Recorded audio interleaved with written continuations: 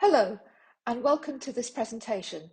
It is one of a series by the UK Historic Towns Trust, contributed to this All About This Place series.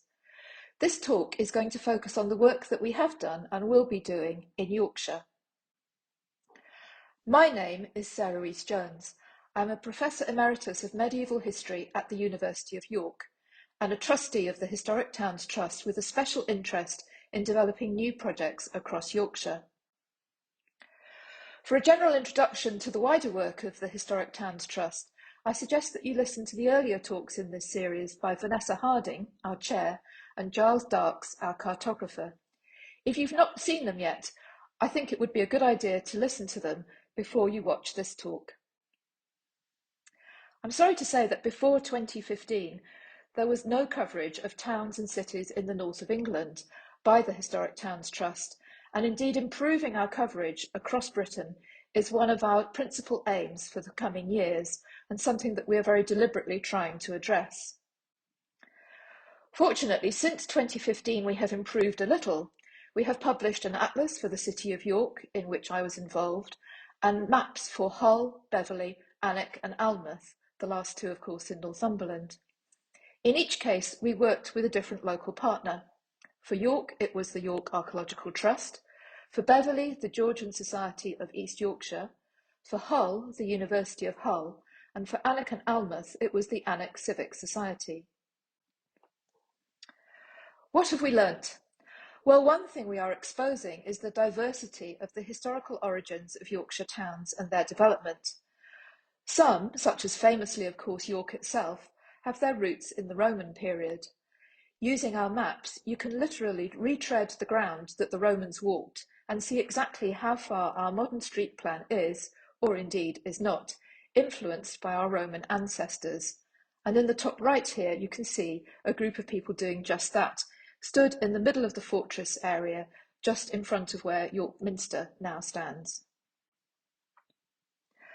Other towns, however, such as Beverley, owe their origins to the Middle Ages, and in particular in Beverley's case to the foundation of new large minster churches in the 7th and 8th centuries. Lacking the Roman foundations of a town like York, their plans are distinctively different.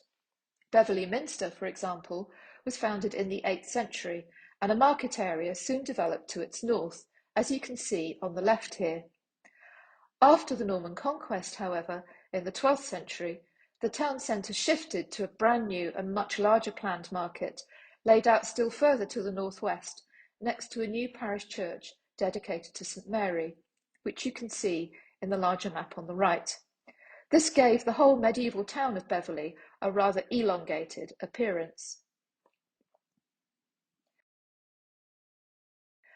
But of course, most of Yorkshire's towns grew most rapidly in the 19th and 20th centuries through the development of commerce and industry. The port town of Hull was founded in the Middle Ages as Kingston upon Hull and prospered as a royal town used for the collection of royal customs on trade, becoming one of the largest ports on Yorkshire's North Sea coast. In mapping its history, however, we needed to take account of the significant modern industrial and commercial development, as you can see here. The historic medieval centre on the right forms only a small part of the area and features mapped on the fuller map, which is shown on the left. Some of Hull's modern history is also summarised on the reverse of the map in a gazetteer, which all the maps have, of the main buildings and places of interest shown on the map, along with some historic illustrations. So what of the future? Our newest project is work currently in progress on the city of Ripon, England's smallest city, with a history very similar to Beverley's. Here we are working with Ripon Together, an umbrella organisation that brings together business and heritage organisations in the city. In each case, the local partners have raised funding for their own project, and above all, they contribute the essential knowledge and understanding of the historical development of their town, on which the mapping is based. The central picture shows a member of Ripon Together, Mick Stanley, myself and our cartographer Giles Darks, meeting together in Ripon to discuss the detail of our new map, showing how we work together in real time as well as online. If you want to learn more about local partnerships and how they work, please visit our website. And where might we go after Ripon? One city that we would certainly like to cover is the city of Bradford, nominated as the UK City of Culture for 2025.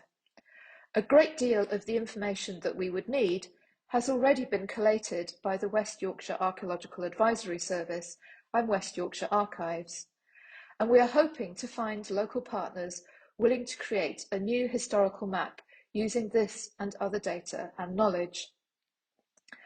But there are many other good local candidates. What about Pontefract, for example, or Scarborough, Darlington, Stockton and Middlesbrough?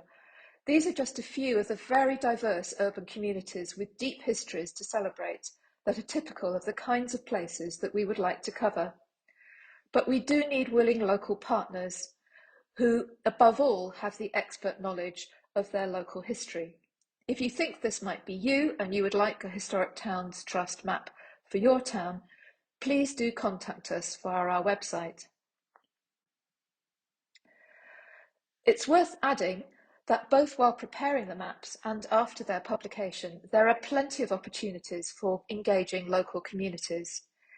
In Hull, sections from the historical maps in development were projected onto buildings in the city centre during the celebration of its year as a City of Culture in 2017. Information for the maps can also be crowdsourced from many local communities and individuals, and the digital versions of the map that are created as part of the cartography, and see Giles Dark's talk for more detail about these, well, they can be used with community groups for mapping local interests and concerns of a very wide variety. And to understand more about this process, it would be worth listening to Matthew Davis's talk in this same series on the Layers of London project, which has done just this.